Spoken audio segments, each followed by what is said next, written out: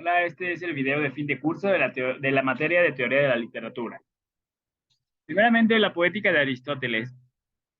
Para Aristóteles, la poética es una expresión artística que utiliza la palabra como medio de difusión y se basa en la reproducción e imitación de las acciones, principalmente éticas del hombre y de su entorno. Para Aristóteles, la poética como un medio de expresión estético incluía dentro de sí una estructura que le daba su composición, como es el ritmo, la melodía, la métrica y la armonía. Esta composición surgía de la imitación del hombre y de la naturaleza y la interacción entre ambos. Por otro lado, Aristóteles ya tenía una clasificación de la literatura y tenía a la tragedia y la épica y a la comedia. Por un lado, la tragedia y la épica reproducían imitativamente las acciones de los mejores hombres, mientras que la comedia imitaba a los peores hombres. Homero decía que deben reproducirse las cosas ridículas de la vida. Por otro lado, en la poética de Horacio, Horacio decía que la poesía es una expresión necesariamente artística y libre que debe formar una unidad coherente, homogénea, concisa, sistemática y novedosa, donde el que escribe debe ser diestro en el uso del lenguaje y el tema a tratar en la poesía. Al igual que Aristóteles, Horacio ya define la composición de la poesía con la métrica, la melodía y también con los géneros literarios, ya que también habla sobre la tragedia, la comedia y el drama. Por otro lado, eh, Horacio da ciertas características a los poetas y refiere que estas características son aquellas que definen la obra de los poetas. Después viene la llegada del formalismo ruso y la idea de la desautomatización de la percepción. Los formalistas pensaban que cuando las acciones llegan a ser habituales, se convierten en automáticas e inconscientes. Y esto mismo ocurría en la literatura. Los objetos llegaban a ser no vistos, sino solamente reconocidos por sus rasgos principales. Y que el arte tiene la finalidad de dar una sensación del arte como una visión y no como un reconocimiento. Entonces, para que esto pudiera ocurrir, para que la desautomatización fuera un hecho, utilizaban tres aspectos: la singularización de los objetos, el oscurecimiento de la forma y aumentar la duración y la dificultad de la percepción. Por otro lado, decían que el acto de la percepción en el arte es un fin en sí y debe ser prolongado, que el arte en un medio de experimentar el devenir de un objeto. El carácter estético es creado para liberar la percepción del automatismo y que su visión representa la finalidad creadora. En el uso del lenguaje, tenemos que en todo acto de comunicación se necesita de un emisor, que es el que envía el mensaje, un receptor, que es el que recibe este mensaje, y para que este mensaje logre comunicar algo se necesita un contexto, un código y un canal de contacto. El lenguaje va a tener diferentes funciones, que sería la función referencial, emotiva, conativa, fática, metalingüística y poética. Por otro lado, también tenemos que el acto de comunicación requiere un emisor y un receptor, que se comunican a través de un signo lingüístico y que se conecta con los objetos y estados de las cosas, es decir, con la realidad extralingüística. Aquí tenemos otras funciones, que sería el signo lingüístico, el cual son los sonidos que emite una persona para comunicarle algo a otra persona. La función representativa, que consiste en decir cosas sobre el mundo. La función apelativa del lenguaje, que consiste en comunicar algo a un interlocutor. Y la función expresiva, que consiste en permitirle al emisor del mensaje expresar sus sentimientos. Después viene la actividad estructuralista de Roland Barthes. Para Roland Barthes, esta es una actividad que consta en reconstruir un objeto, de modo que en esta reconstrucción se manifiesten las reglas de su funcionamiento. Para el hombre estructural toma lo real, lo descompone y luego vuelve a recomponerlo. Entonces, tenemos en partes que el simulacro de un objeto es una reconstrucción dirigida a través del intelecto de un objeto para hacer que algo de este objeto que permanecía invisible se convierta en algo inteligible. Se divide en tres partes. La primera es el recorte, que produce un primer estado disperso del simulacro. La segunda es el ensamblaje, que una vez propuestas las unidades, el hombre estructural debe descubrirles o fijarles reglas de asociación. La tercera es el paradigma, una reserva tan limitada como sea posible de objetos fuera de la cual se llama por un acto de cita al objeto o unidad que se quiere dotar de un sentido actual. En las propiedades tenemos al significante y al significado. El significado es el concepto, la idea o referente mental que deseamos transmitir mediante el lenguaje, mientras que el significante es la huella mental que tenemos del sonido con el que dicho referente debe asociarse.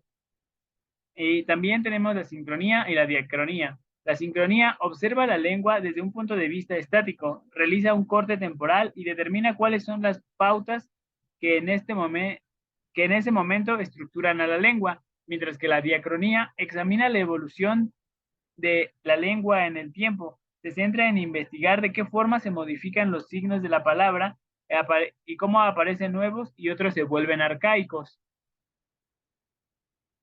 Después tenemos la intertextualidad de Gerard Genet en su libro de palimpsestos. La intertextualidad es la relación que un texto mantiene con otros textos, ya sean contemporáneos o históricos. El conjunto de textos con los que se vincula explícita o implícitamente un texto constituye un tipo especial de contexto que influye tanto en la producción como en la comprensión del discurso. Gerard Genet, en su libro, reconoce 5 tipos de transtextualidad. Primero tenemos a la architextualidad, la intertextualidad, el paratexto, la metatextualidad y la hipertextualidad. La hipertextualidad era la relación que un texto B, al que también se llama hipertexto, tiene con un texto anterior, el texto A o hipotexto. Pues viene el psicoanálisis. La teoría literaria psicoanalítica busca ofrecer una explicación psicológica de los mecanismos que se ponen en marcha en el proceso literario, en todas sus fases, tanto en lo que concierne al autor como en lo relativo al propio texto y en lo que atañe al lector.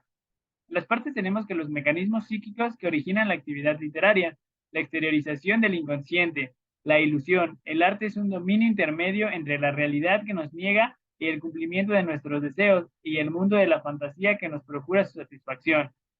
Y el símbolo es el fundamento de toda fantasía y sublimación, y sobre él se construye la relación del sujeto con el mundo exterior y con la realidad en general.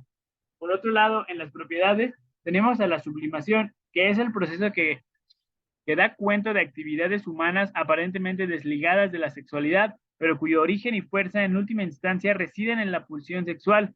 La sublimación transforma pues la pulsión sexual en una fuerza no sexual que se orienta hacia actividades humanas consideradas socialmente superiores, entre ellas, cita Freud, la actividad artística. También tenemos la fantasía, que es el producto de la capacidad imaginante del literato para reproducirlo artísticamente. La fantasía constituye un mundo separado del real y controlado por el sujeto. Además, la fantasía tiene una función compensatoria de las frustraciones de la vida.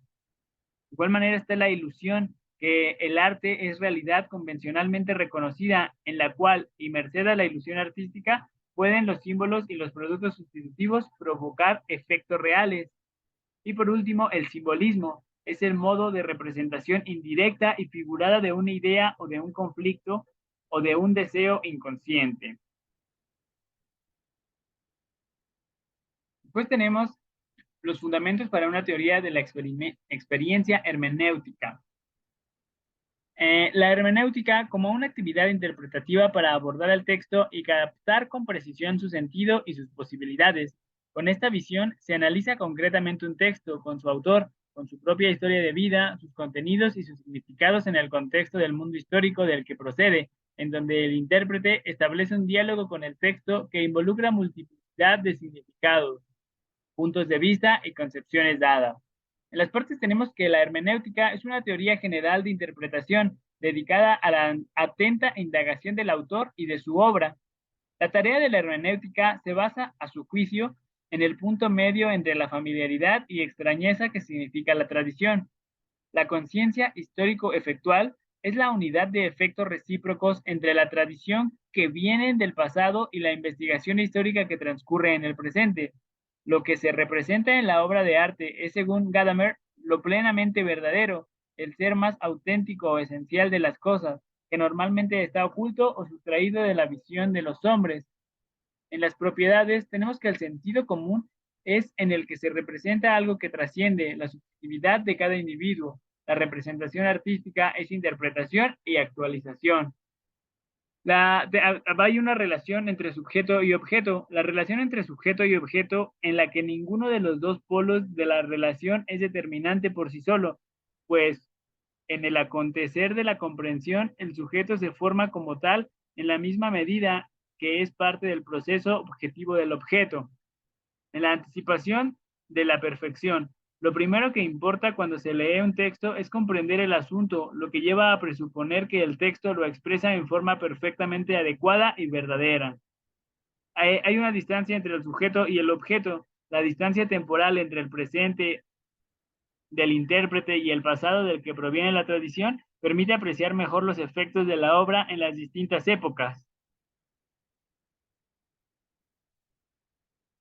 Después tenemos la teoría del género, la conferencia de Judith Butler que se llama Cuerpos que todavía importan. La teoría del género es una idea que sostiene la no existencia de una diferencia biológica entre hombres y mujeres determinadas por factores inherentes al cuerpo, sino que los hombres y las mujeres son iguales desde todos los puntos de vista. En las partes tenemos a conceptos como el género, que son procesos mediante el cual los individuos se diferencian biológicamente en hombres y mujeres. Después la identidad de género, que es la vivencia del género tal como cada persona la siente, puede o no corresponder con el sexo biológico. Después está la expresión de género, que se vincula en cómo las personas muestran su género al mundo a través de sus actitudes e interacciones sociales. Está la orientación sexual, que es la atracción física, emocional que las personas sienten hacia otras personas.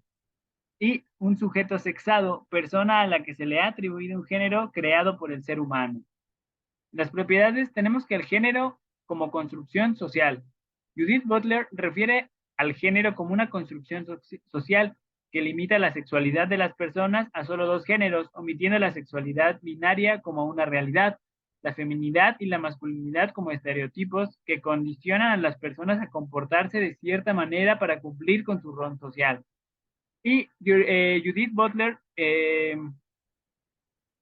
crea un concepto al que llama performatividad de género, donde se da cuenta que las personas se comportan de maneras específicas para encajar en la sociedad. La idea de género social es un acto o una representación. Lo que la sociedad considera el género de una persona es solo una actuación hecha para satisfacer las expectativas sociales y no una verdadera expresión de la identidad del género y de las personas. Pues con esta teoría